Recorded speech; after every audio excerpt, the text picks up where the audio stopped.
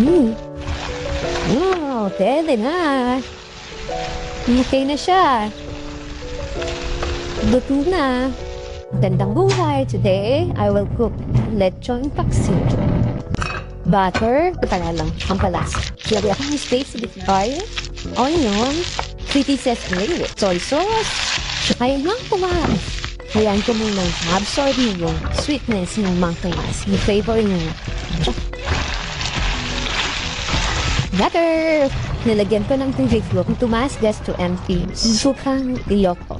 Makonti na yung sabaw. Okay na. Hindi ko siya masyadong dudurugin.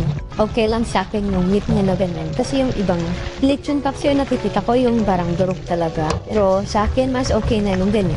Konting buo-buo. Pwede na. Okay na siya. Luto na.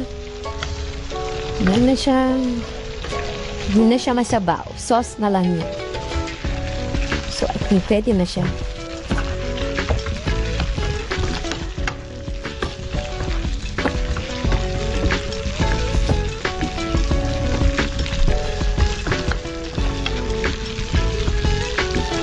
So, yan ang aking lechonpaksiw. Lechon leftover. Ginawa kong lechonpaksiw.